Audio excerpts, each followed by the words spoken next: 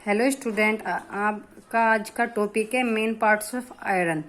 Iron पहले मैंने आपको उसके क्लासिफिकेशन, इंट्रो और वर्किंग प्रिंसिपल आपको बता दिए थे। इस आपका पार्ट बच गया था main part of iron. Iron में कौन कौन से पार्ट होते हैं जो यूज किए जाते हैं आयरन में। नीचे इस प्लेटो होती है। फर्स्ट, यह भाग प्रेस का आधार है जो जंग रहित स्पाइट एल्युमिनियम क्रोमियो चढ़े लोहे के कंठ का बना होता है। यह चिकना तथा समतल होता है। भाप की प्रेस में इसी आधार से भाप के निकलने की व्यवस्था रहती है, जिससे पूरे वस्त्र पर भाप का समान वितरण रहता है। सेकंड है आपका हैंडल। प्रेस को पकड़ने के लिए सरलता पूर्वक आकार बना लकड़ी या विद्युत प्रतिरोधक धातु का बना हत्था होता है। आपने देखा होगा प्रेस पर एक हत्था होता है। वो क्या होता है जिसके थ्रू आप प्रेस करते हो? वो क्या होता है? वो लकड़ी या उसका विद्युत प्रतिरोधक का होता है, जिससे वो ऐसा बना होता है। ये प्लास्टिक का भी बना होता है जिससे आपको करंट ना लगे। थर्ड है आपका ऊष्मा नियंत्रक। यह स्वचालित तथा भाप वाली प्रेसों में ऊष्मा नियंत्रक होता है जो अधिक ताप होने पर विद्युत धारा को कम कर देता है।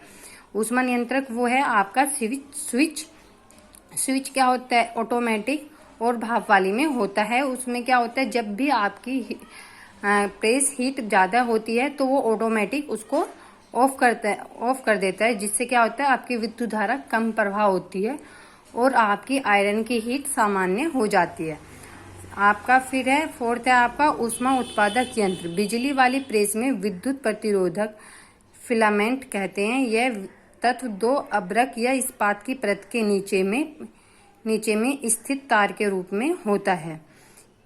ठीक है। फिफ्थ है आपका भार। साधारण ऊष्मा उत्पादक तत्व के ऊपर लोहे का बना हुआ, जिसके भार में वस्त्र पर प्रेस उचित रूप से होती है।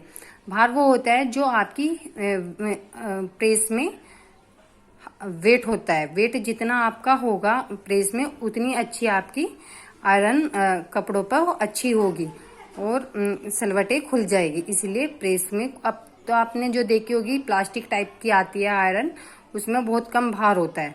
ठीक है ना। फिर है आपका विद्युत ताप। प्रत्येक प्रेस में लगभग 2 मिनट लंबा बिजली का तार लगा रहता है। तार के ऊपर सूत का धागा लिपटा रहता है। इसी तार के मध्य में विद्युत धारा प्रेस में पहुंच जाती है।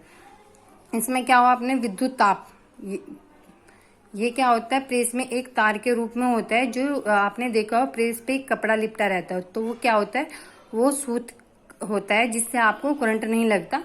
बट आपकी जो अंदर की जो तार होते हैं वो कट भी जाते हैं, तो वो आपको करंट नहीं लगाता है, इसलिए उसका यूज ज़्यादा किया जाता है। फिर आपके नेक्स्ट है आपकी सावधानियाँ। फर्स्ट है कपड़ों पर प्रेस करने से पहले कपड़ों के अनुसार प्रेस के ताप को नियंत्रित कर लेना चाहिए। आप जब कपड़ों पर आयरन करते हो तो आप ये देख लेना चाहिए कि कौन से कपड़े पे आयरन कर रहे हो और कौन सी उसके लिए हीट ठीक है।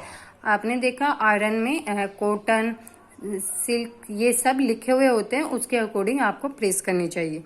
सेकंड है सर्वप्रथम कम ताप वाले कपड़ों पर प्रेस करनी चाहिए। तत्पश्चात अधिक ताप चाहने वाले कपड़ों पर प्रेस करनी चाहिए। क्या होगा इसमें, अभी मैंने आपको बताया था, जिस कपड़े पर कम हीट यूज होती है उस पर कम हीट वाली ही प्रेस करनी चाहिए, और जिस कपड़ों पर अधिक हीट वाली चाहिए होती है उस पर अधिक हीट वाली प्रेस करनी चाहिए। जैसे जीन्स होगी उसको हीट अधिक चाहिएगी, सूती कपड़ा होगा उसे भी हीट अधिक चाहिएगी।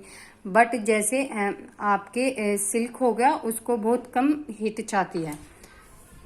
फिर थर्ड है आपका प्रेस की नोक अन्य भाग की अपेक्षा अधिक गर्म होती है ताकि सलवटे वाले स्थान पर प्रेस करने में सुविधा रहती है। फोर्थ है आपका प्रेस लेने के पश्चात प्लग को स्विच से हटा देना चाहिए तथा प्रेस को ऊपर की ओर सीधी खड़े अवस्था में रखना चाहिए। जब आपकी आयरन हो जाए तो आप पहले क्या करोगे, प्लग निकालोगे स्विच में से, उसको हटा देना।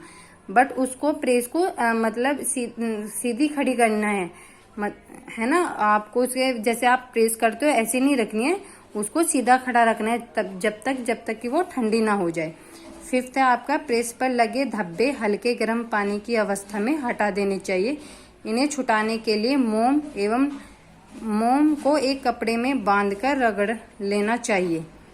ये जो आप ऐसा होता है ना, ज़्यादा हीट होती है आपकी आयरन में, तो आप क्या करते हो उस पर कपड़ों पे, तब जब आप आयरन करते हो तो कुछ कपड़े आयरन पे चिपक जाते हैं, तो क्या होता है वो दाग हटते नहीं। तो उसके लिए आप क्या करोगे, हल्की गर्म अवस्था में उसको हटाने के लिए मोम को कपड़े में बांधकर उसको रगड़ देना, तो उससे क्या होगा, आपकी आयरन के धब्बे निकल जाएंगे। 6 है आपका, गरम प्रेस को चारों तार नहीं ले गरम प्रेस के चारों ओर तार नहीं लपेटना चाहिए। जब आप आयरन करते हो और सीधी खड़ी करते हो तो कुछ बंदे ऐसा करते हैं कि आयरन के चारों ओर उसके तार लपेट देते हैं, बट ऐसा नहीं करना चाहिए।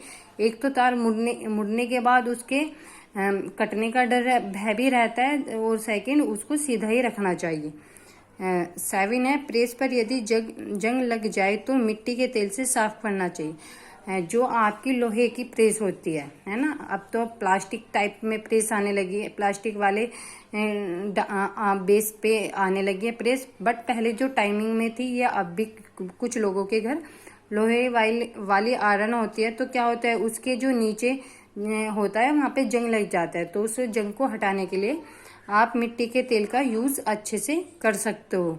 ये आपके आयरन कंप्लीट हो गया है। पहले नेक्स्ट पार्ट में मैंने आपको introduction to iron, working principle, types of iron, जो आपको आयरन के टाइप्स बताए थे, कोयले वाली आयरन, विद्युत आयरन और भाप वाली आयरन, है ना। नेक्स्ट उनका बच गया था मेन पार्ट ऑफ आयरन और सावधानी, जो मैंने आज आपको बता दिया है। इसके थ्रू आपका आयरन वाला यूनिट जो है वो कंप्लीट हो चुकी है।